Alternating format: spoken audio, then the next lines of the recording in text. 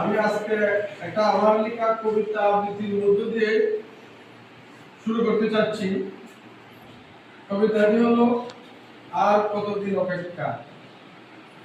সীমান্ত থেকে সীমান্ত ঘুরে অবুধ শিশু, দুরন্ত কিশোরী, কতগুলা প্রতিক্রিয়া নিরাপদ নিবাসে ফিরে যাবে বারবার।